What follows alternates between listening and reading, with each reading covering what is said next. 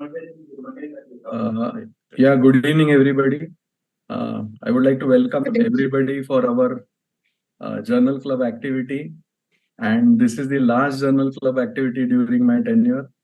So I would like to thank Dr. Vaishal Kenya, Dr. Parul Deshpande, Dr. Zain Khatib, Dr. Neeraj Istani, all from BOA and MOS for actively uh, taking this journal club activity to a great height.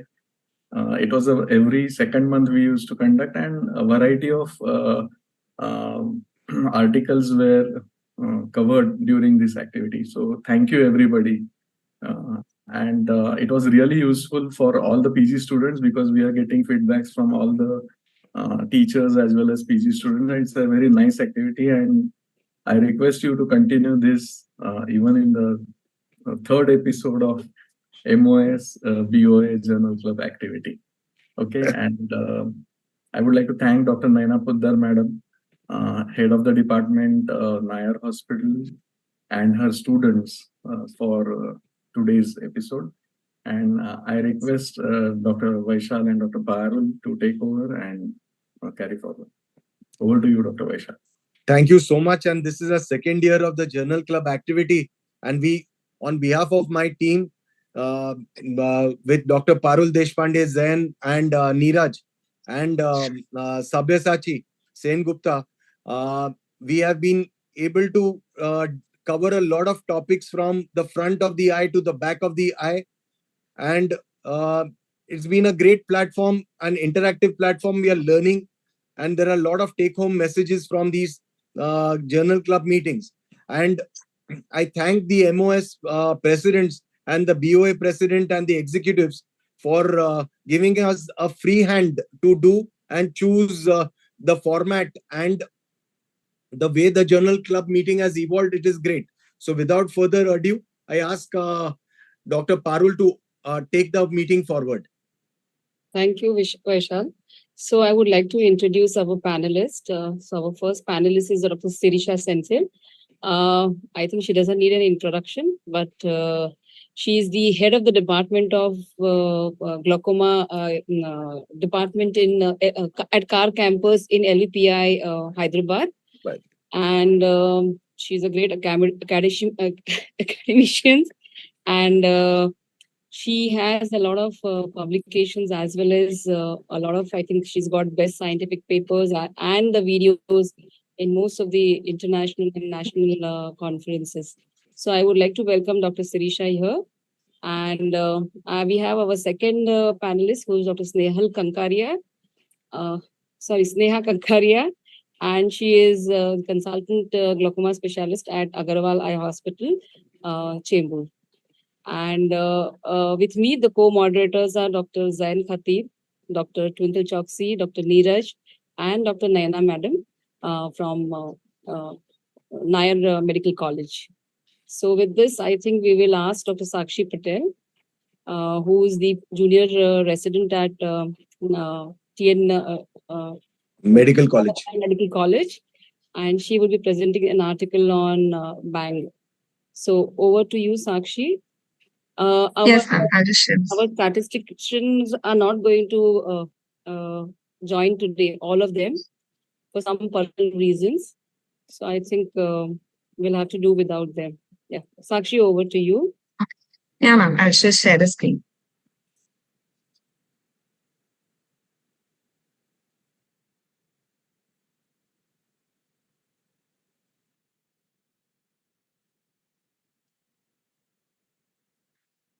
Is it visible?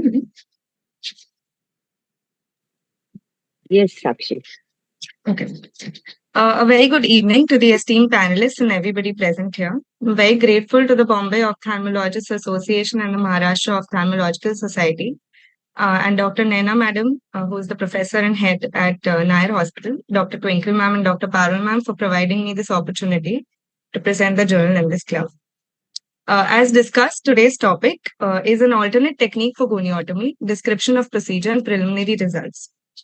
This was published in the Journal of Ophthalmic and Vision Research, volume 17, issue 2, during April to June 2022.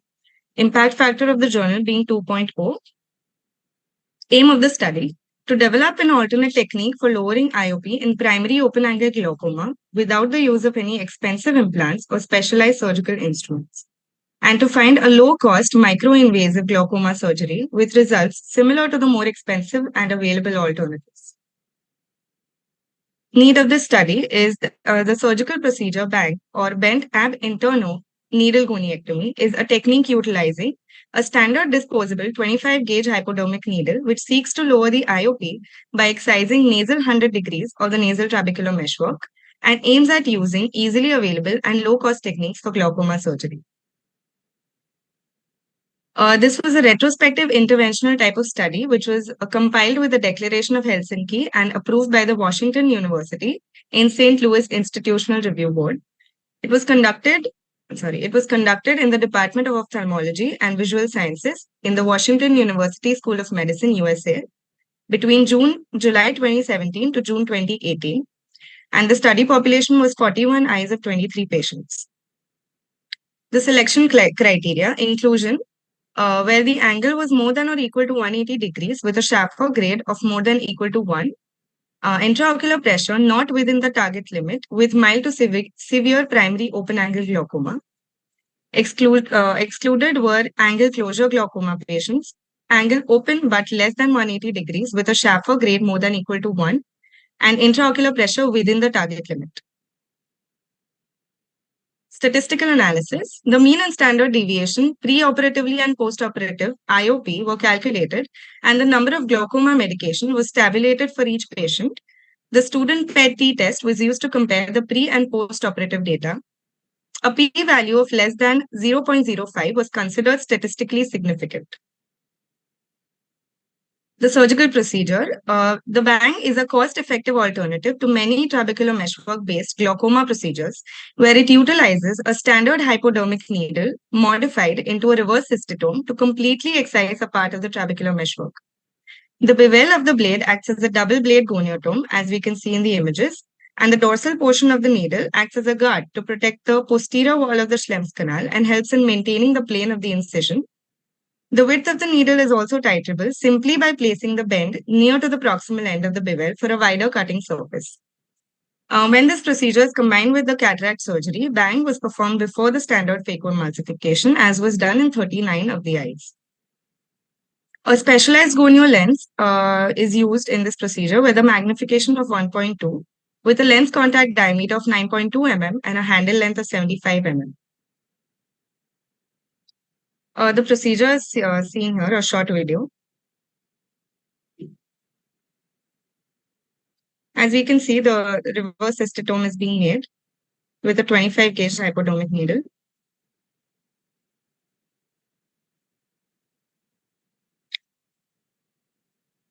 A paracentesis is made inferiorly or superiorly, and if it's done with cataract surgery, a temporal incision is made to view the nasal angle. If done alone, a 1.4 mm paracentesis was made temporally, and a gonio lens was used to view the angles.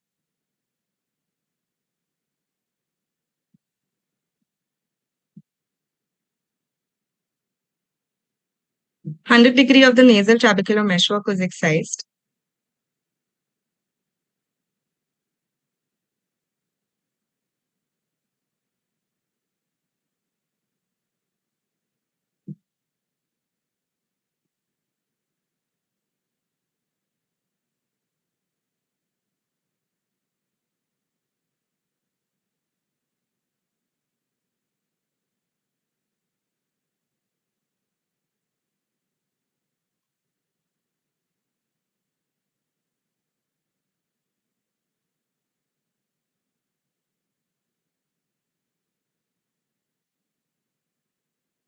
As we can see, the excised part of trabecular meshwork is now being removed.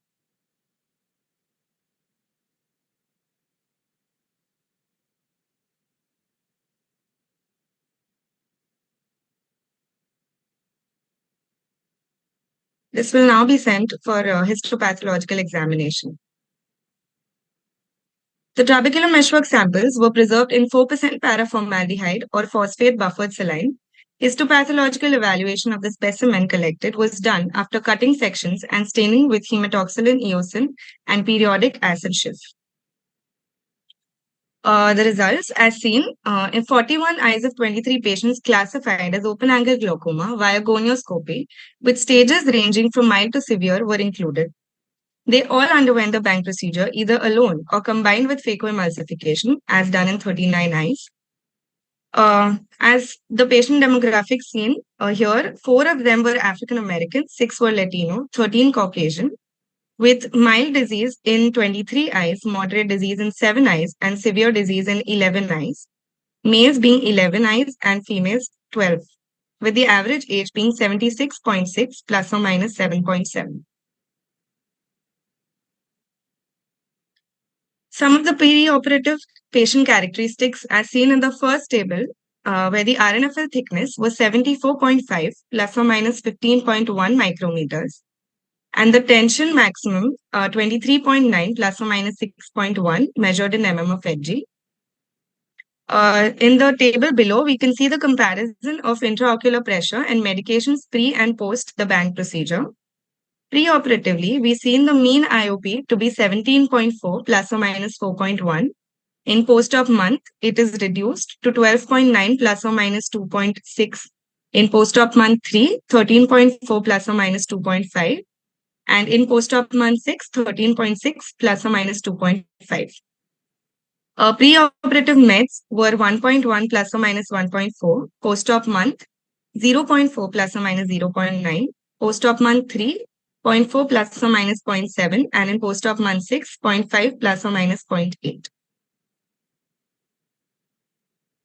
The final results, which were noted 6 months post the Bank procedure, where it is seen that more than or equal to 20% IOP reduction was noted in 73% of eyes. The IOP was reduced to less than or equal to 12 mm of Hg in 41% of eyes. More than or equal to fewer medications were needed in 73% patients and 0 medications needed in 73% patients. In conclusion, most of the practices that contain implants and instruments, which are very expensive, and most practices in the developing world do not have the ability to spend so much on a single-use instrument with only a mild to moderate IOP lowering effect. The Bank procedure gives an opportunity to lower a glaucoma patient's medication burden via a cost-effective and low-risk implant-free MIGS procedure. While the follow-up is longer, the IOP lowering effect of Bank appears comparable at 6 months. Also, most hospitals already have a 25-gauge hypodermic needle at their disposal, making this procedure easily available. In conclusion, the Bank procedure represents an accessible MIGS option with preliminary outcomes similar to those of much more expensive alternatives. Some of the drawbacks of this study are it being in surgical intervention, a risk of infection, hyphema, fibrosis is not documented. Not enough long-term data is available. A specific goniectomy lens is required, as we previously saw. Since the intraocular pressure prior to starting the anti-glaucoma medication was not documented, the Bank procedure can't be considered as the sole IOP lowering factor. Complications related to the procedure were not documented as compared to other similar studies.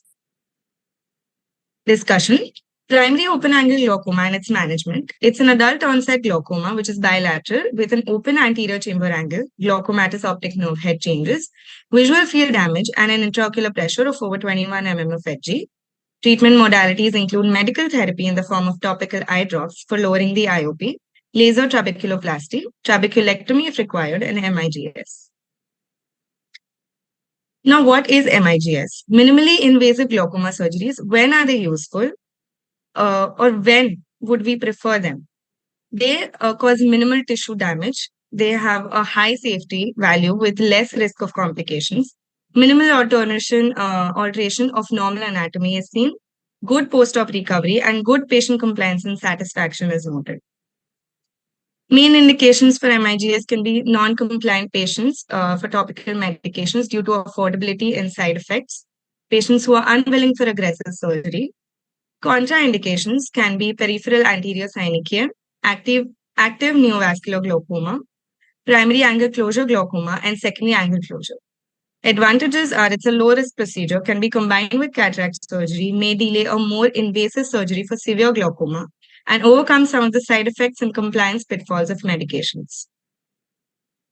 The main approaches of IOP reduction by MIGS are by increasing aqueous outflow from the trabecular meshwork and Schlemm's canal via the use of stents, tissue removal, and through Schlemm's canal. The procedure that we saw takes place by tissue removal, where the other methods seen are by the Kahook blade, trabectome, Trab 360 system, excimer laser trabeculostomy. Other approaches include increasing uveoscleral outflow through the suprachoroidal space, aqueous shunt through subconjunctival space, and ciliary process ablation. Some of the available glaucoma surgical devices by mode of tissue removal are trabectome, which is a bipolar 550 kilohertz electrode, which is used to molecularize the trabecular meshwork. The drawbacks being it causes thermal injury to the surrounding tissues and leaves residual leaflets. The next one is the Kahook dual blade, which is a single-use disposable novel goniotome blade used to produce a complete removal of 3 to 5 clock hours of trabecular meshwork without damage to the surrounding structures. Some of the common drawbacks being IOP spike, hyphema, and it's a single-use instrument. A goniocurettage is a spatula with a bowl-shaped tip, which is 300 microns in diameter and sharp edges, can be used to remove 4 to 5 clock hours of trabecular meshwork. Drawbacks being damage to septa and endothelium of the external wall of the Schlemm's canal. A neodymium laser trabecular puncture, which helps to remove little tissue by punching small holes, and drawbacks being allows filling in, scarring, and subsequent closure of the openings. Some of the similar studies seen before were by Suho et al. In 2014 laid down the characteristics of an ideal MIGS procedure and implants that can be used, such as the eye stent and other procedures, such as trabecular bypass combined by Schlemm's canal scaffolding and subconjunctival outflow. Malvankar Mehta et al. 2015 compared the eye stent with phacoemulsification versus phacoemulsification alone for patients with glaucoma and cataract. The results showed that only 4% IOP reduction was seen in the solo procedure as compared to the 9% in eye stent with phacoemulsification. Another study, the initial experience of phacoemulsification with Kahook blade in advanced open angle glaucoma, 6-month outcomes in Indian eyes conducted by Dr. Rashmi Krishnamurthy, Dr. Sirisha Senthil, and Dr. Nikhil Chaudhary, published in the Indian Journal of Ophthalmology in August 2021. Here, cases of severe glaucoma based on the Hoddap-Anderson-Parrish criteria of visual field effects considered as advanced glaucoma were included. Pre-op, intra-op, and post-operative data was collected through a 6-month follow-up period. And outcome measures included anti-glaucoma medications, proportion of eyes achieving more than one anti-glaucoma medication reduction, intraocular pressure, and visual acuity were noted. As we can see here, this is a study comparison between the mean IOP and medications between the Kahook blade and the bang procedure. Preoperatively, in the Kahook blade, mean IOP was noted to be 16 to 42, whereas in the bang procedure, it was 17.4 plus or minus 4.1.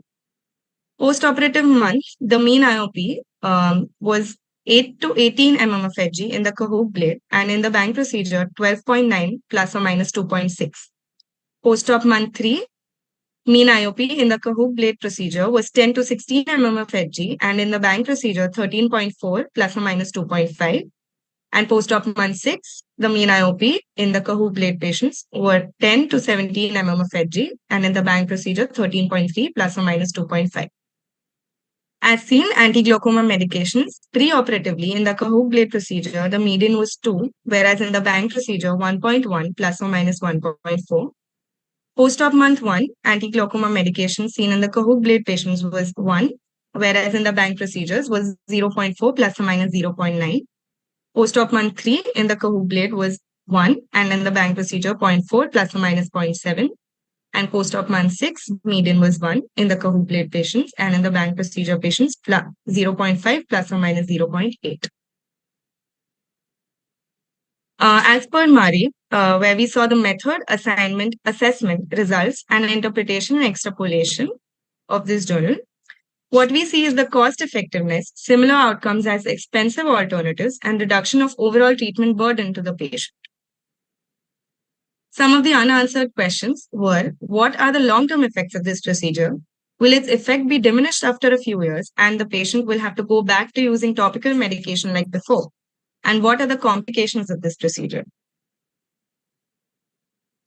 I thank everyone for their attention, and the journal is now open for discussion among the esteemed panelists and coordinators. Thank you. Thank you, Dr. Sakshi, for a wonderful presentation. It was a very Thank you. nice presentation. I think we have Dr. Sirisha who will be showing us a video of. Dr. Sirisha, are you showing it?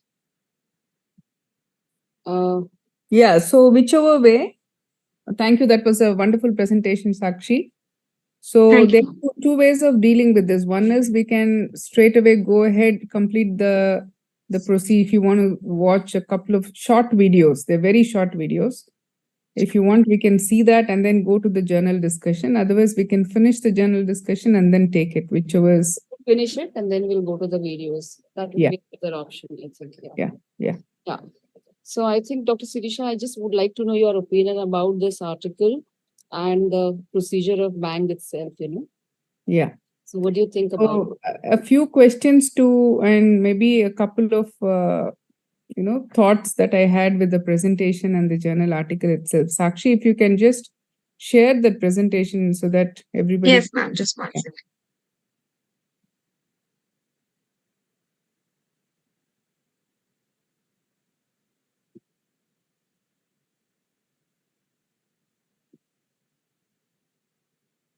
Yeah, go to the methods, please. Yes. Next slide. Okay. So if you look at the details of the information that they have given, methods is the most important part that you will see to understand how they have done it. And this is a new procedure.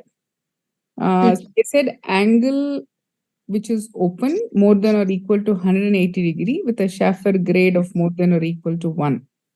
So when they said more than or equal to 180 degree of angle open, they did not specify whether it is the nasal angle that has to be definitely open. Width, it could be superior, inferior, whatever. Or is it a part of it is in one quadrant, another part is another quadrant, the rest of it could be synechially closed, it still is okay. So the reason why this is very important is because you need, when they say open angle, according to me, it has to be 360 degree open angle. It's possible if you're talking about a situation where, it's a failed trap or a failed tube, but angles are open, I still would go ahead and do the angle-based procedure. It's possible that you have one clock cover that is possibly has a pass, because if you've had a previous trap, let's say, near the area of the ostium, you may have a little bit of synechia, something like that, but the rest of the angle is open. So there you would still call it as an open angle, but occasional synechia in the area of the previous surgery. So that's what it is. This becomes very important because if they haven't specifically mentioned that. And they also said that in the exclusion criteria, angle closure glaucoma were excluded. So if angle closure glaucoma was excluded, why only 180 degree of the angle open was considered? I have no idea. IOP not within target limit with mild to severe primary open angle glaucoma. This again is not something that I'm quite sure about. So it's not defined very clearly. Your inclusion criteria. So in a retrospective study, it becomes very difficult to define unless that particular institute or that, when they start doing it, they have a certain criteria. Let's say when we started doing the angle-based surgeries, for us, it was like clean open angles, meaning like you don't have any other problem, because initially when you're trying to do a procedure, first of all, you don't know how the procedure is. And when you have so many other variables that could confound your results, then you are worried whether the efficacy of the procedure itself is not okay, or it's not done appropriately, or appropriate patients have not been chosen. So that is a problem. Okay, so yeah, go to the next one. Yes, and even here, if you look at the statistical methods that they have used, so it's like they've said mean, and just to, so as at a postgraduate level for you, you also have to go understand all of these that they have mentioned. Mean and standard deviation for the intraocular pressures were calculated, but mean and standard deviation if it is normally distributed, median and interquartile rate if it is non-normally distributed. The reason why I'm saying this is, go to the next few slides. Your results. Yeah, the next one. So if you see here, if you look at the table 3, the mean intraocular pressure they have given is 17.4 plus minus 4.1. And mean number of medications, if you see 1.1 plus minus 1.4. If you look at the standard deviation is 1.4, which is much larger than your mean itself, which means straight away it is a non-parametric data that you're talking about. So which means they should have used a median with an interquartile range. That becomes very important because when you're using a mean, what shows you as 0.4. So ultimately, since you have shown the table here, it's fine. Otherwise, people are going to talk about, it's only a mean of 0.4. But when you use this as a median and you are going and trying to evaluate it by as a non-parametric data, the median number of anti-glaucoma medication would be more actually. So that's something that you need to look at as well. So while we just look at the results that are provided by the authors, but it's also very important for us to interpret whether they have used the correct methods to describe what they have described, and is the study methodology appropriate? Have they given all the information? And you also very rightly said that 39 patients had the bang procedure along with cataract extraction, right? So they have not mentioned about the grade of the cataract. They've not mentioned about anything. So that's one more reason why I said when the angle is not open more than 180 degree or open more than 180 degree, more than or equal to 180 degree, were the other two quadrants occludable because the patient had a cataract, and once the cataract got removed, did that alone, did that opening up of the angle alone cause reduction in intraocular pressure? All of these factors you should look at. So I'm not saying this is a bad procedure, definitely not. But the idea is, if this is a procedure that they have done and they have such a long follow-up, they should give all the information so that it's up to the readers to take it. And also in the cohort that they have operated, when you look at everything critically, in fact, you will be able to go up and say that, these are patients in which maybe this is not working very well. These are patients where this is working well. For example, mild, moderate, and severe. First of all, the number was too small for them to go and separate that out. But, even that kind of information can come out. Okay, go to the next couple of slides.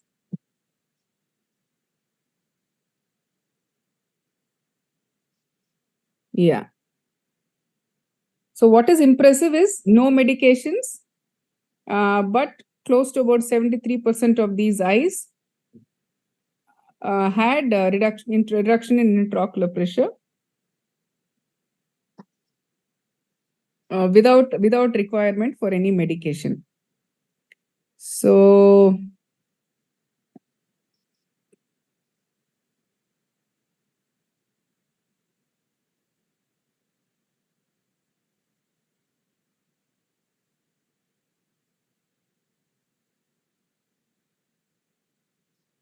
I think this is again a very confusing table. 6 months post-bang, what is more than or equal to 1 or fewer medications? 1 or fewer. So less than or equal to 1 was 16 eyes needed either less than or equal to 1 medication. So when you say less than or more than or equal to 1 medication, 16 out of 22 eyes required more than or equal to 1 medication. If that is the case, how did they get 30 eyes that did not require any medication or 0 medications? I don't know whether I'm missing something because it just doesn't match there. If 73% of the eyes did not require or had 0 medications, then how 16 out of 22 eyes required more than or equal to 1 medications? 22 eyes. That is 1 fewer medicine. I think that is what they mean. So I think if they were on 4, they went to 3, or if they were on 3, they went to 2. Probably 1 less that is medicine. what. 1 less medicine. Okay. 1 or more less medicine. Yeah, 1 or more less medicine. Less Drop medicine. in a medicine. Equal to 1 fewer medications. So drop in 1 or more medications. Is that what they mean? Yes. Yeah. Okay. Yes. So then they should have clarified that because it's very confusing to understand. All right. Go to the next slide, please.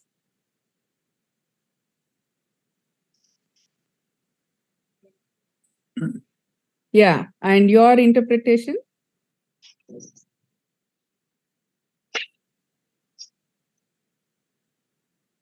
Yes. So post-operative complications, especially with regards to hyphema, you rightly pointed out that they haven't given that information, but that's very, very important. They have also not given the way they treated them in post-operatively, meaning like, did they put them on meiotics? Did they put them on any topical anti-glaucoma medications right from day one? How many of these patients had IOP spikes? Because most of the angle-based procedure, if you see, the spike in intraocular pressure, which can be defined as, it depends on what definition people use. Sometimes people use 25, sometimes people use a cutoff of 30. So spike in intraocular pressure post-operative, hyphema post-operative, topical steroids, need for pilocarpine, or if they have used pilocarpine, in whom and how.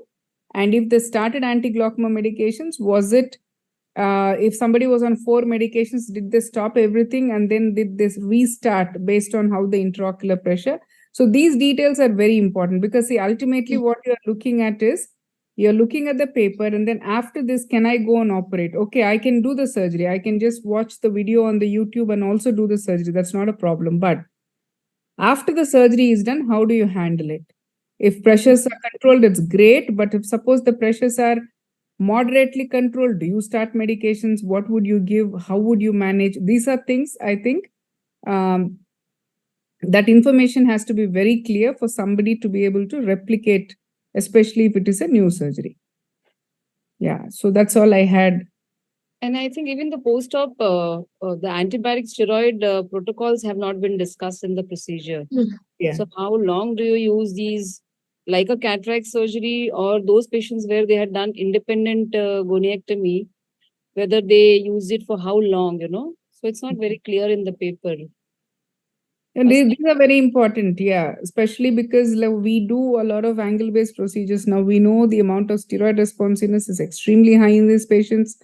Post-operative hyphema is not at all uncommon. You see it almost in every patient, whether it is minimal or whether it is more. So again, microhyphema, macrohyphema. In the presence of hyphema, how do they deal? How do they add steroids? Do they add any anti-glaucoma medications? Do they add any medication? So sometimes what we do, if we see that there is hyphema in the post-operative period, active bleed. So sometimes you don't see it on day 1, but then day 3, day 4, they rush to the emergency. We tell them, in case there is a problem, please come to the emergency. And you see that there is some amount of blood-tinged aqueous, and then maybe a layered hyphema sometimes, or sometimes hyphema of 0.5, 1 mm. Rarely it is more than that, but yes, it can happen. And that can be really, really visually disturbing.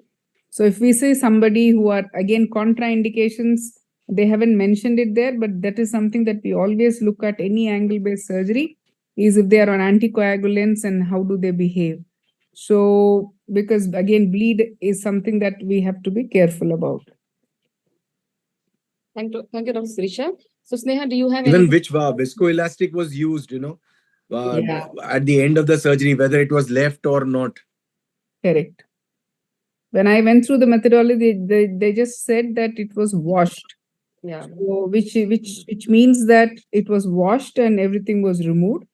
So yeah, that's very, very right. Have they left behind any viscoelastic? Was there an air bubble left behind? Was there, what kind of a tamponade was used? Again, that becomes very important. Neha, I would like your comments about the article. Yes, good evening to all. I think Madam has covered like almost everything. The points that I was writing, she's covered everything. But the most important thing here is that we know that even cataract removal does cause a drop in IOP, and this data is only 6 months. Sneha, 1 second. Sakshi, if you could, close your screen, please. Yes. Yeah, so as first of all, the inclusion criteria, if you see, like as pointed by Shrisha ma'am, that greater than 180 degree, like madam said, angle based surgeries is for open angles only, you know.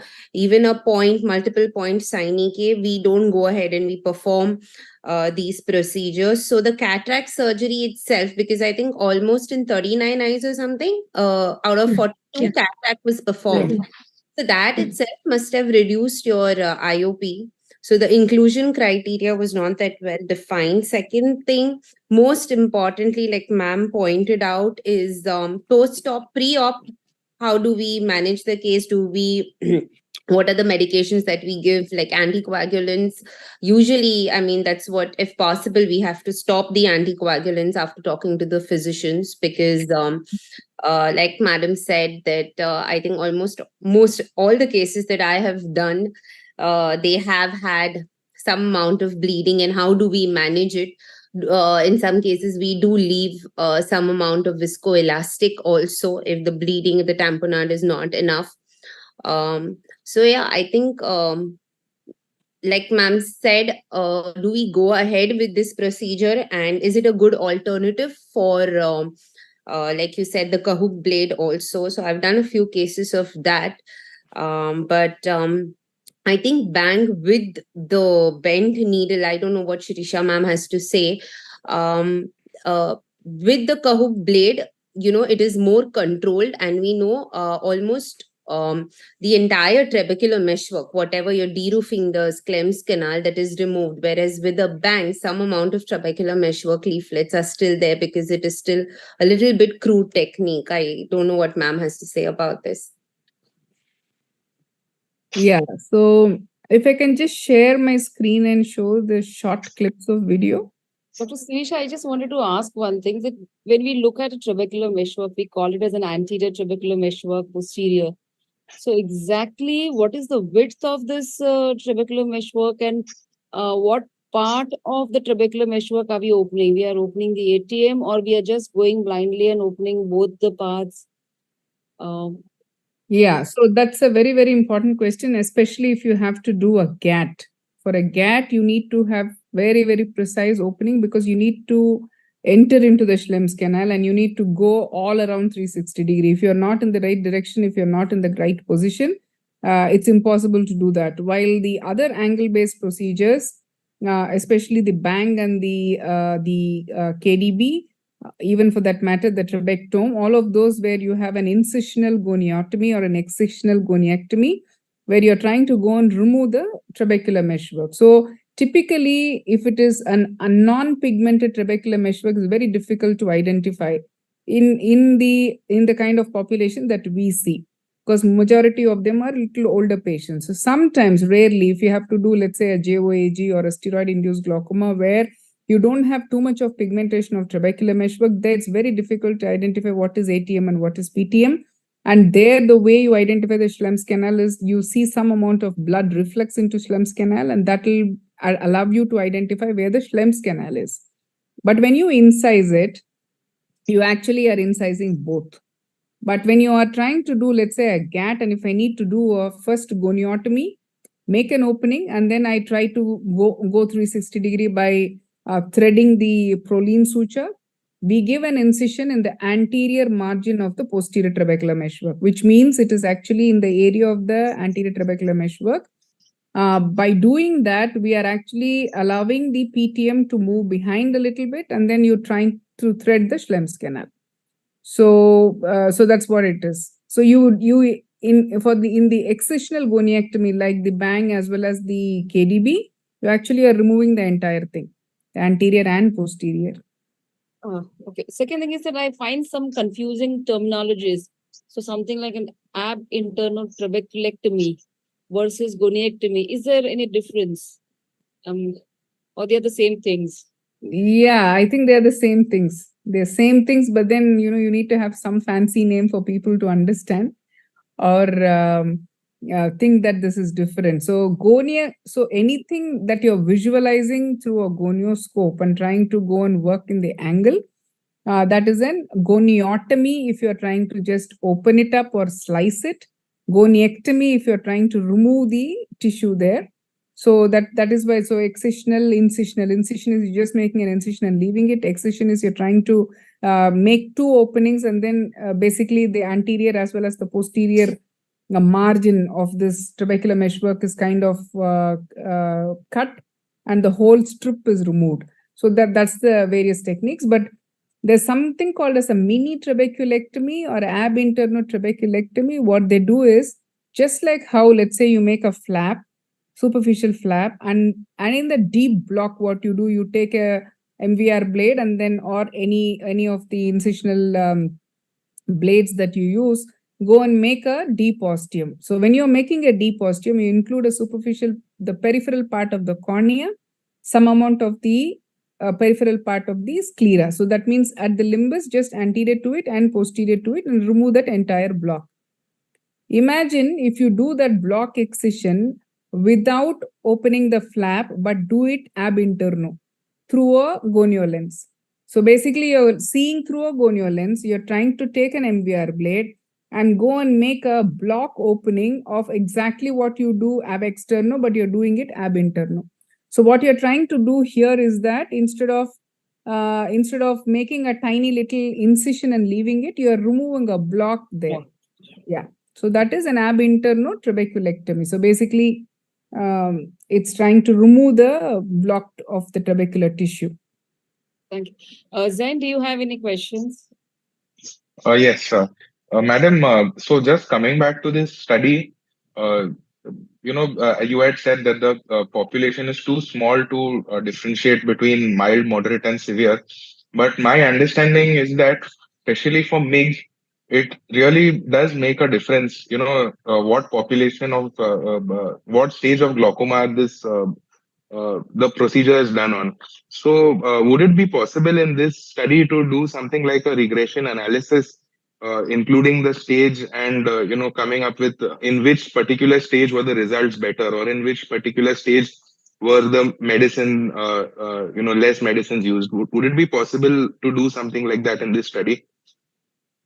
In this study, I'm not sure, Zain, whether you can do that. But yes, it is important for MIGS that people generally talk about mild glaucoma or moderate glaucoma and not in severe glaucoma. I think the days are changing.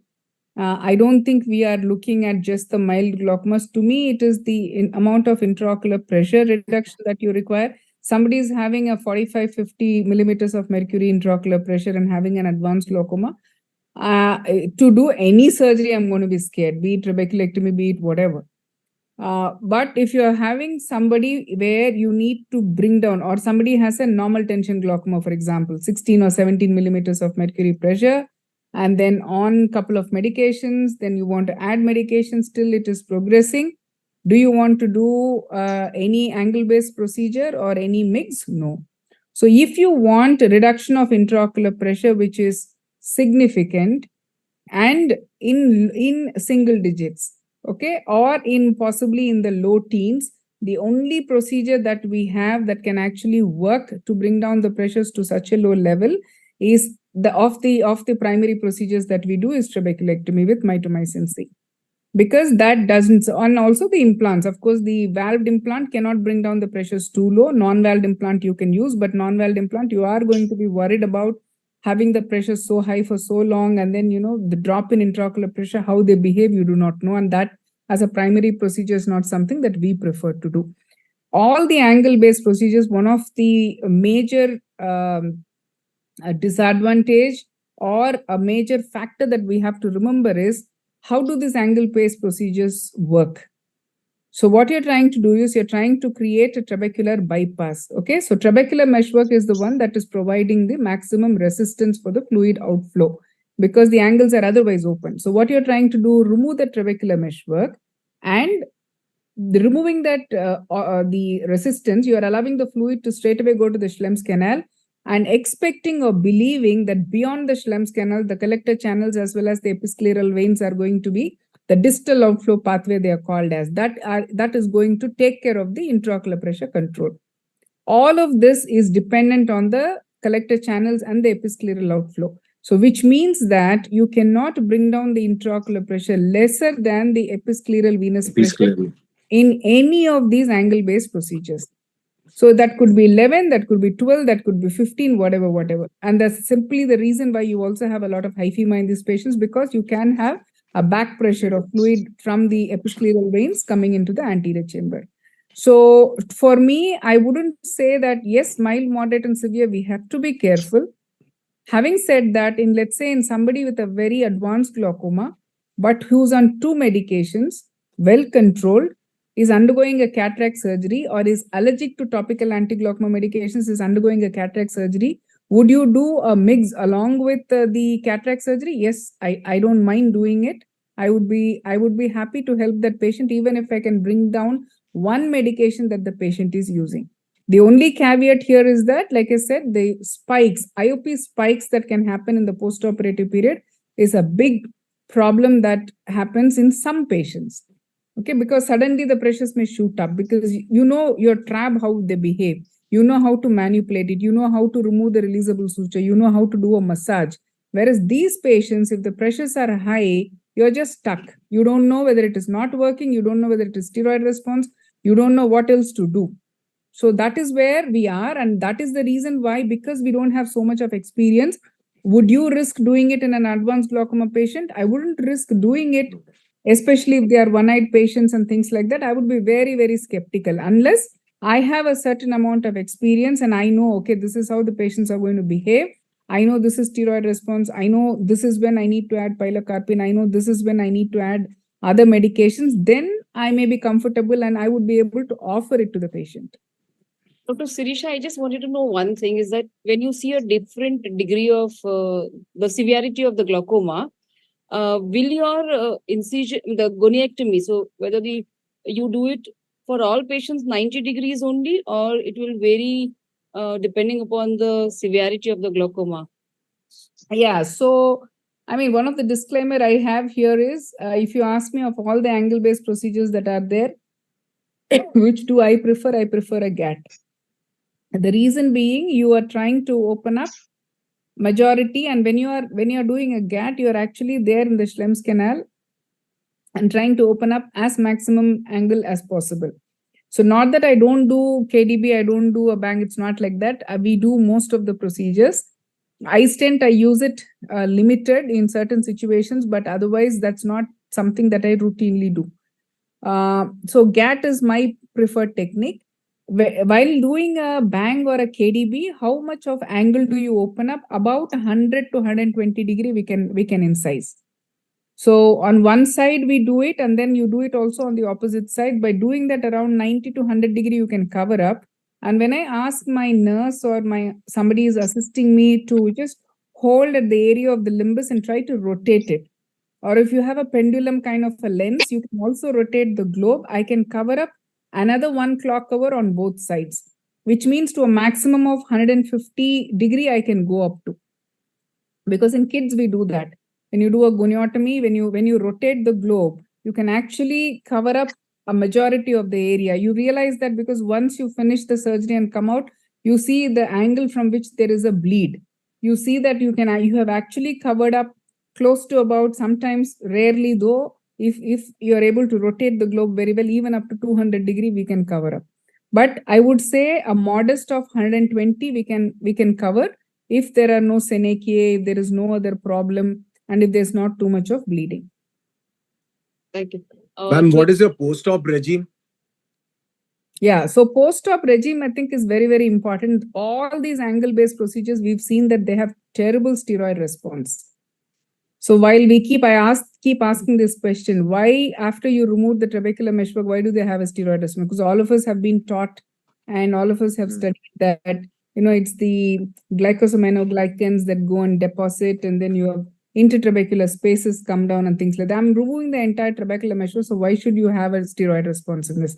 Not just in the same eye, but also in the contralateral eye. So that's a huge issue. So why that happens, there are a lot of theories that people have proposed, and what actually comes to me, or something that I think is more biologically plausible and something that can explain it to me, is the opening of the collector channels, the Schlemm's canal and the collector channels the opening of the collector channels into the Schlemm's canal, or rather the collector channels when they start from the Schlemm's canal, the opening of it is also lined by the endothelial cells, which are also very sensitive to steroids. So here you have removed the trabecular meshwork. So if you're using a drug and that is reaching the angle, possibly it has much more. And since you have opened up the entire trabecular meshwork there, possibly it is much more steroid responsive because it's directly reaching, so much of drug is directly reaching there. So that's what I think. So post-operatively, I typically use very, very low dose steroid, potent and low frequency steroids, meaning like I put them on lotipred 4 times a day for a week, depending on, suppose they have a lot of high FEMO or I have combined it with a cataract surgery, I give them the schedule of 6 times a day predfort, and then I see them at 1 week's time, 1 week, depending upon is there any minimal hyphema left behind or is it completely clear and pressures are absolutely well controlled, then I actually quickly taper it in the next 1 week and stop it. Or if I've just done a standalone angle-based procedure, I give it for a week and see the response of how things are at 1 week. If suppose I see that I do a gonio again when they come back at 1 week, the cleft is beautiful, there is no angle, blood in the angle, no Seneca, everything is fine. Still, if the pressures are 17, 18 like that, I know that possibly there is a steroid response in this patient. I stop it, I just continue the NSAIDs.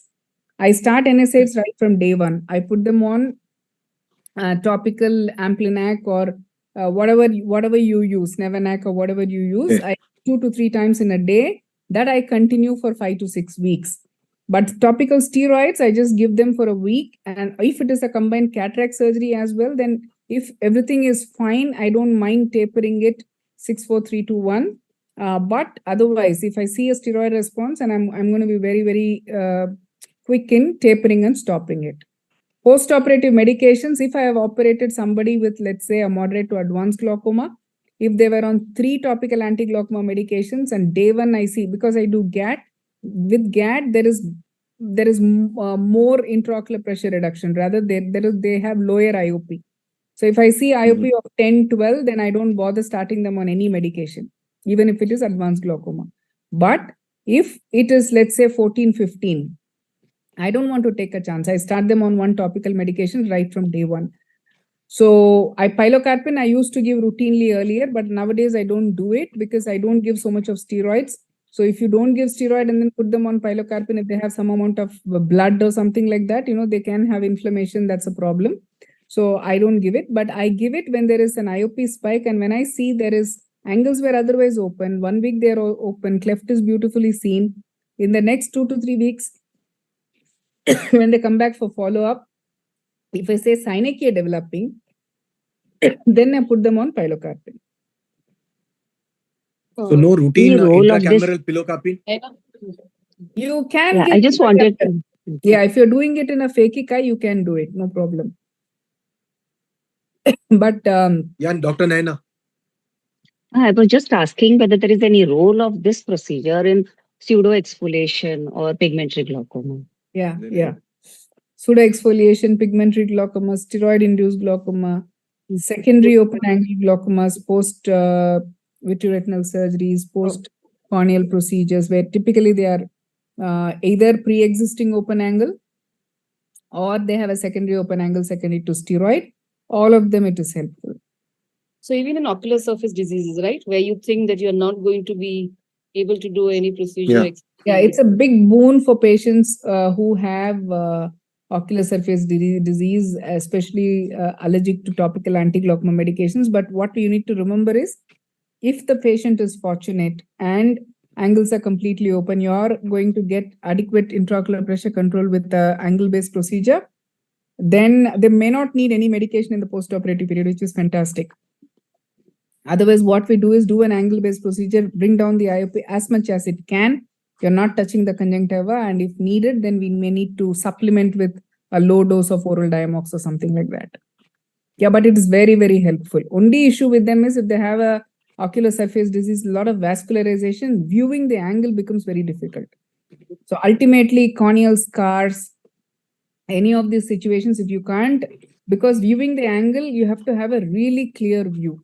Otherwise, we end up having a problem. You can cause Descemet's detachment. You can cause cyclodialysis. You can cause any type of serious complication. Ma'am, we can have your videos now. Yeah, just 1 second, Vaishal. Twinkle, do you have any Mhm. question from Sneha or Madam? Twinkle? No, madam. Okay. Somebody wanted to know about the cost of these. Yeah, I wanted to know. Yes, Yeah. Parul. Yeah. I was asking the cost of Kahuku 30. knife and yeah. Yes, And Sneha? the lenses, what types of lenses can be used, and any requirement of alignment of the microscope or change in head posture while using this gonio lenses. Um, Yes, Sneha. Yes, Neha. So, ma'am, first of all, we usually place, if you have to place the patient for any angle-based procedure, I mean, I have done, and most of the people I see, usually we sit temporal because then we can see the nasal angle, and that way you need to first position the patient almost, say, about 30-35 degree away, and your microscope would be about tilt towards you and the patient away from you.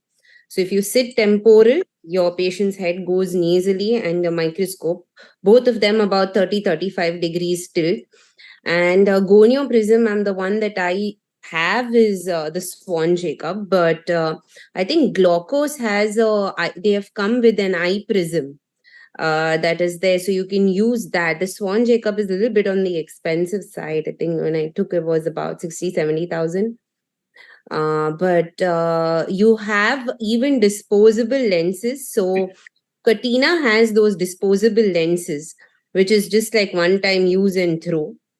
So you can use those lenses. Also, Glaucos has an eye prism, and the IOCare company supplies it.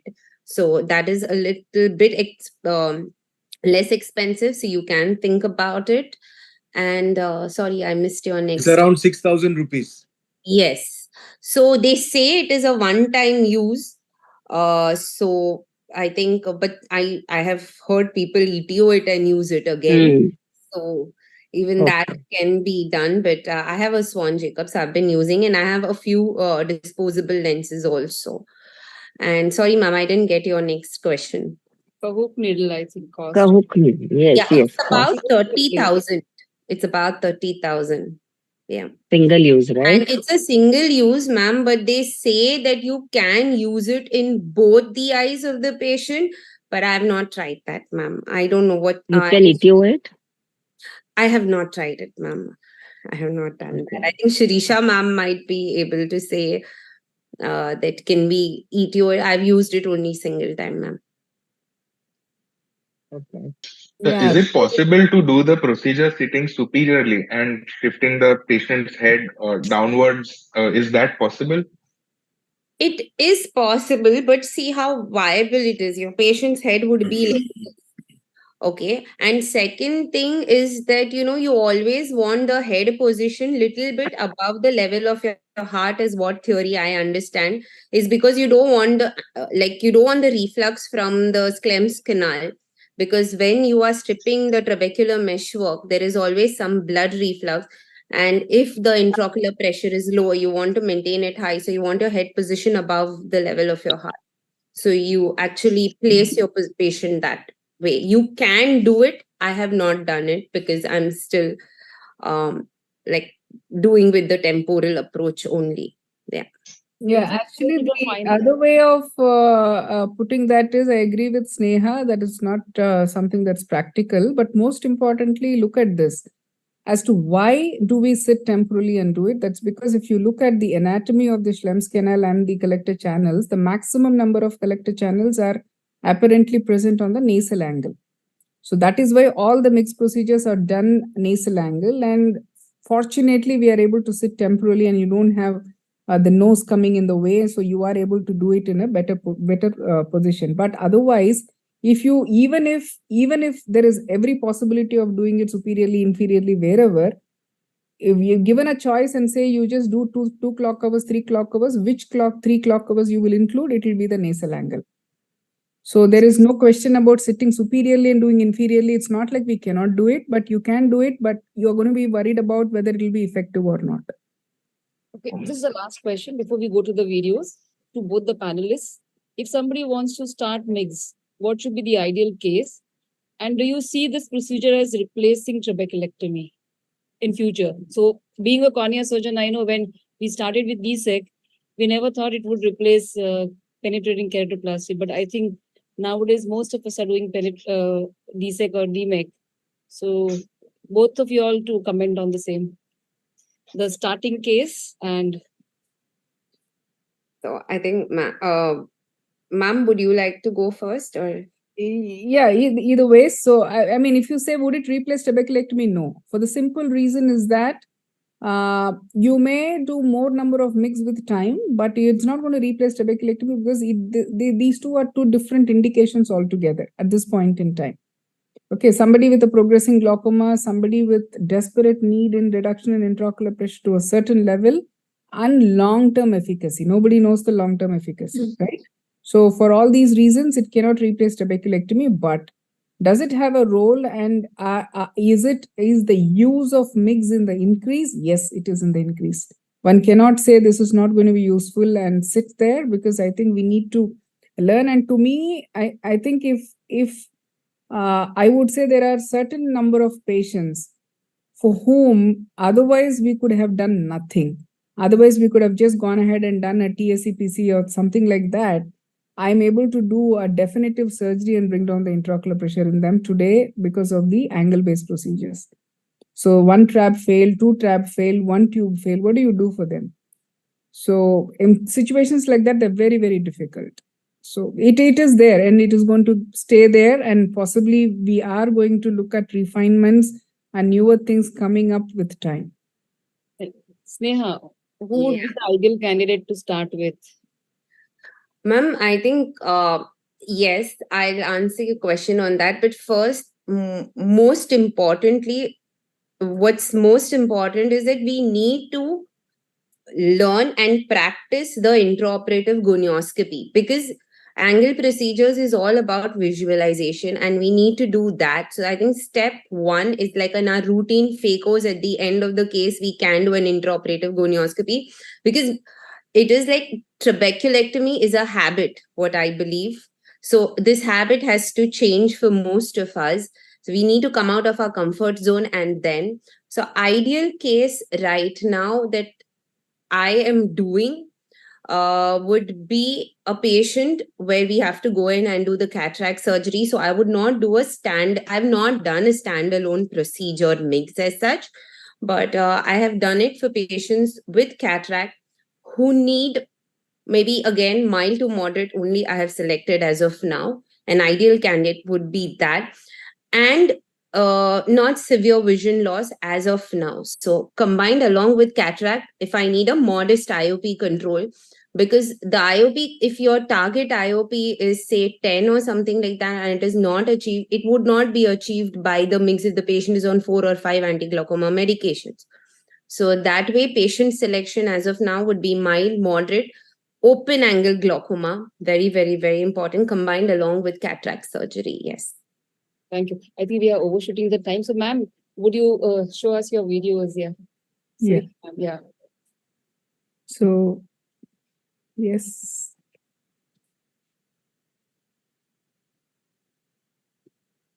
And we can see your slides. Yeah. So just to quickly take you through as to what are the requirements. You need to have a gonio lens, which is a direct gonio lens. Whatever you have is fine, whether it is disposable or whether it is the Schwann Jacob or the TVJ lens or whatever you have. Basically, you need to have a direct gonio lens. So you need to visualize it, and one has to keep practicing to be able to see the angle structures and identify the angle structures. Of course, you need a high viscous viscoelastic. You have expensive and less expensive options in that as well. So that becomes very, very important, because the reflux of blood is a problem from all these angle-based procedures. If you have your anterior chamber deep and it is tight, at the same time you're using a tamponading agent after you give your primary incision and you're not allowing the blood to reflux out, it will help you to continue with your procedure. So that's very, very important. Okay, so the microscope adjustment, I'll just show you. So every microscope most of the microscopes that we have can be adjusted. You have a knob there. You tilt the microscope towards you, towards the surgeon, and the eyepieces are tilted away. Okay, and the head is positioned on the opposite side. So that means if I'm sitting temporarily, the patient's head is moved towards the nasal side. Microscope is tilted towards me, and the eyepieces are tilted up, so that your neck is not going to go for a 6 and your back is not going to hurt. Otherwise, these procedures can be very, very difficult.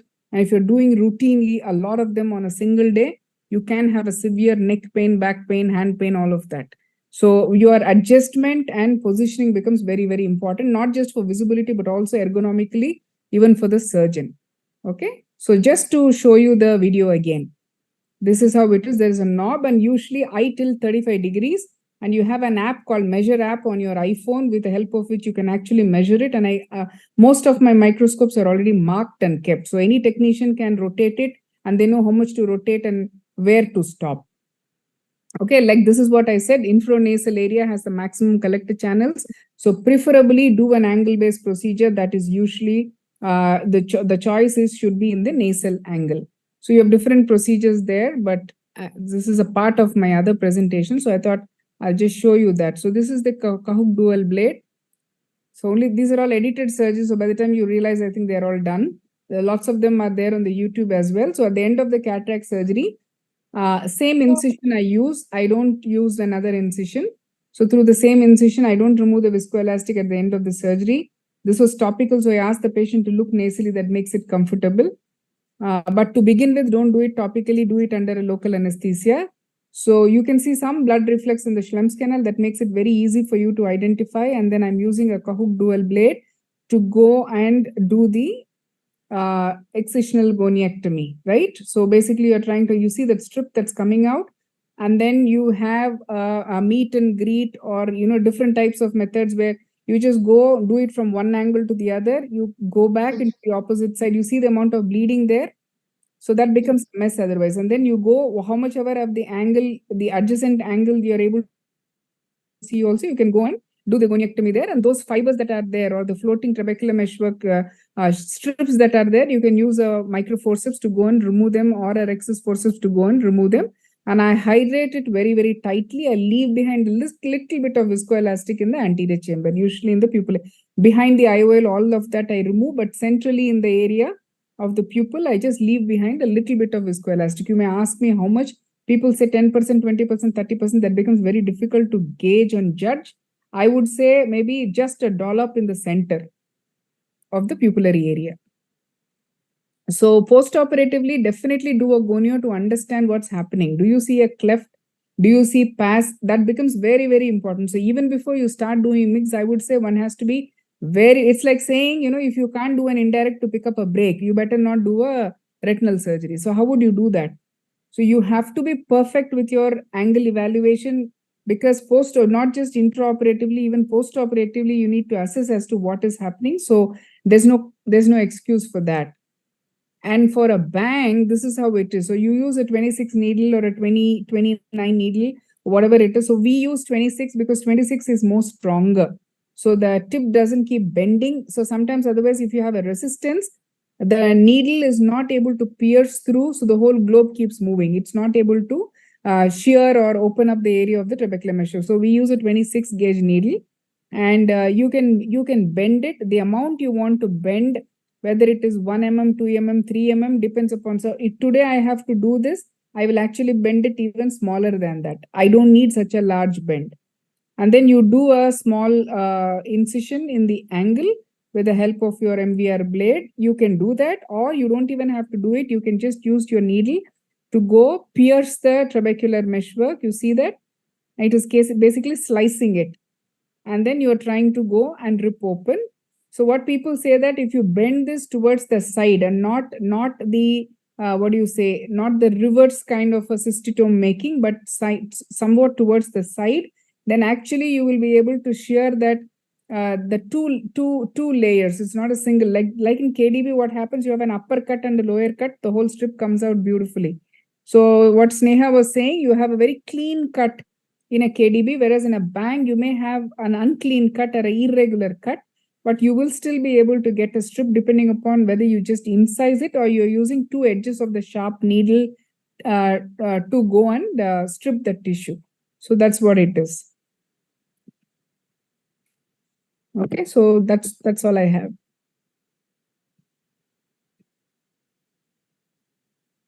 You're muted, Parul. You're muted, Parul.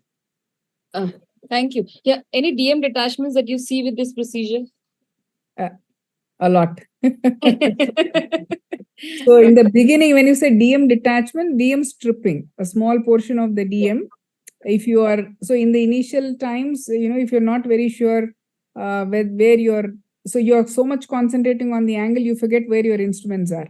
So you'll be scratching on the endothelium and suddenly you realize something else is happening there. So you have to be very, very careful.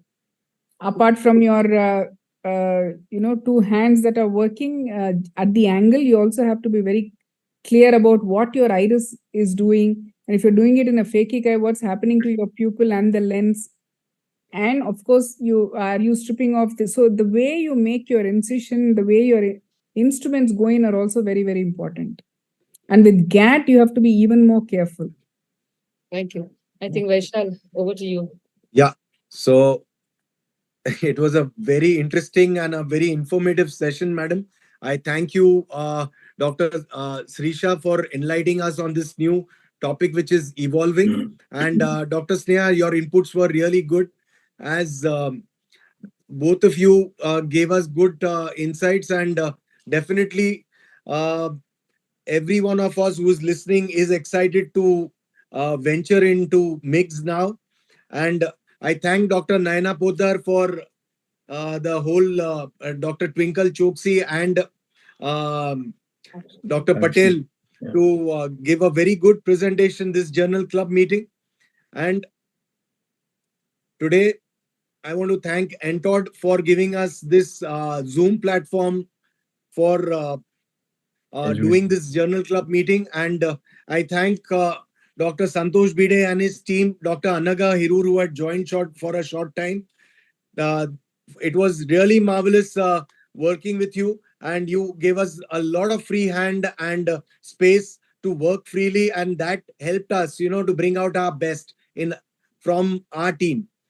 So definitely, I would like to thank the back end, Zain Khatib, Dr. Neeraj Israni have worked tremendously behind the scenes and to make this happen very well. And Dr. Sabyasachi, because of his personal reasons, he could not join today. Definitely, it's been a very good experience having this journal club meeting, and definitely we'll continue in the third season of this MOS BOA joint platform on the journal club. And anyone else whom I've forgotten, Dr. Santosh, you can fill in that. No. Thanks a lot, Vaishal, for an excellent Maharashtra Ophthalmological Society and BOA joint venture of journal club activity. Really informative, not only to students, but also to the practicing ophthalmologists. And the best part is that we are having the All India experts also guiding us on different topics. So that's actually really useful to everybody. And thank you, Dr. Srisha Madam, for joining, taking out time from your busy schedule and showing videos also. And thank you, Dr. Sneha, also, and Dr. Sakshi Patel for an excellent presentation. And Dr. Naina Poddar is always there in all the scientific activities, and she's always there for all the students, and she has helped us in hands-on PG teaching also at Nair, which was very well attended. Almost 125 students attended that program. So it's a good educative program, and let's keep learning in future also. And at least I am an eternal student, actually. I would like to keep on learning till the end of this. Thank you. Thank you. Thank you so much Santosh, for giving us this opportunity. Thank you, Dr. Senthil. No, thank you. Thanks a lot. Thank you, madam. Right. Thanks to all. Yeah. Dr. Sneha. Thank you. Thanks a lot, madam. Bye, Naina. And happy Navratri to everybody. And happy Navratri to everyone. Nari Shakti here we are seeing. All ladies are Great going, great. And thank you so much. Thank you so much. Thank you. Bye-bye.